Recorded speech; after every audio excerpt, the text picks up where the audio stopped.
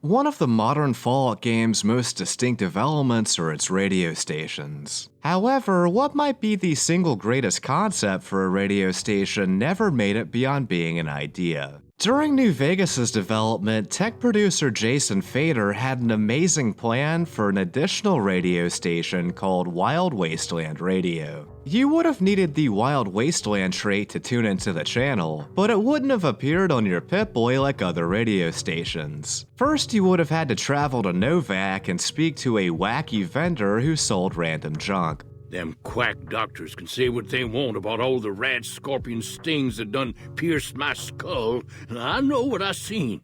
Jason had wanted this character to be No Bark Noonan, as it was one of his favorite characters to provide temp voiceover lines for, and it would have fit his story. Jason even wrote extra lines for him, where he would acknowledge you as a true believer and state that he has some items that would help you. One of these items would have been a tinfoil hat, and by equipping it, the Wild Wasteland radio station would automatically turn on, and it would have stopped when the player removed the item. Jason wanted the show to be hosted by Art Bell, who was famous for his paranormal-themed radio show Coast to Coast AM. However, if they couldn't get Art Bell, Jason was going to voice the role himself, while the other members of the development team would have called in as wacky characters they made. For example, Larry Liberty, lead designer for part of FNV's development, would have called in as Captain Liberty, a self-proclaimed hero of the wasteland. Jason also planned to use his temp VO voices to voice ads that would have played prior to caller segments. These commercials would have advertised Mentats, Fancy Lads, and a used Brahmin salesman. As to why Wild Wasteland Radio didn't make it off the cutting room floor, Jason replied, "It didn't get beyond high-level design. It was approved, but we ran into a strange issue with localization. Since the point was to have the devs call into the radio show, localizing the voiceover would ruin the Easter egg, and it wasn't an option to have English VO mixed in." Crazy with low prices on Brahmin. You buy one. Jason then continued that he and Frank Kowalkowski, lead programmer of New Vegas, jokingly talked about a Brahmin or Tumbleweed NPC that would spawn near the player and roll away. If the player happened to notice the Brahmin and had the Wild Wasteland trait, they could pet it, say nice things to it, and eventually it would follow you.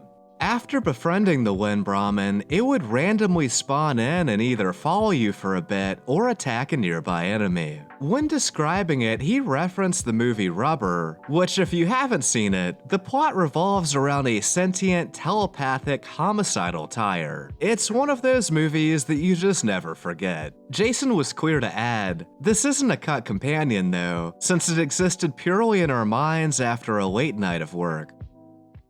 You're awake. How about that?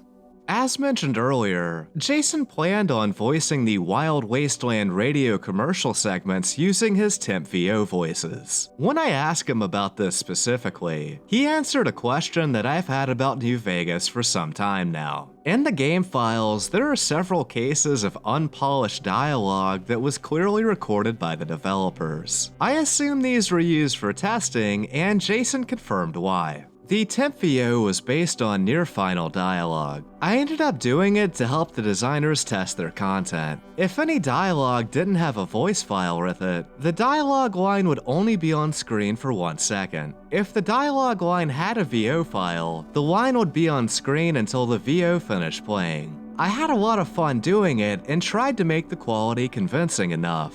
He continued, sharing more information about the characters he voiced. I remember early on voicing the entire town of Novak. The weirdest part was voicing an elderly Scottish man and his elderly Southern Belle wife. When they would banter in front of the player, it was my voice in both. It weirded the team out. I assume the couple he's referring to here is Dusty and Alice McBride. Jason then commented, Another time, I had voiced all of Doc Mitchell. My voice was in there for quite a while, to the point where once we got the final VO for Mike Hogan in the game, the team missed my voice and preferred it over the final. We got used to Michael's version eventually. Sometimes I'd get it wrong. In one of the vaults where you watch a propaganda video, I voiced the narrator in a very dark British voice. Eric Fenstermaker heard it in-game and said it was too Dark City, and wanted it to be more like a happy 1930s radio voice. I didn't voice the female characters that much. Frida Wolf did the temp VO for a lot of women early on, and was basically my coach early on.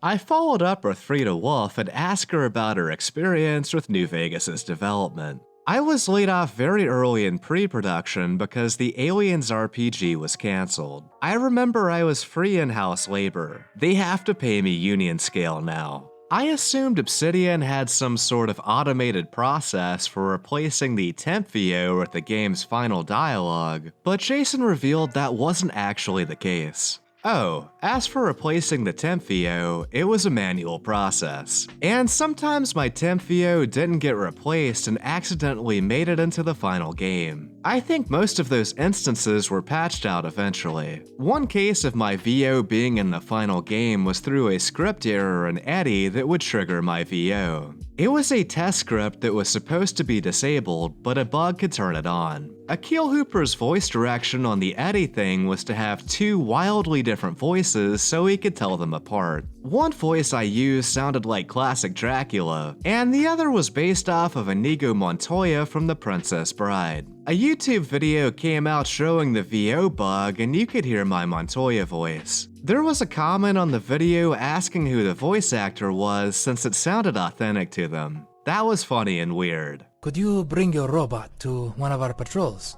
so they can examine it? I'll have the robot mark the location on your map.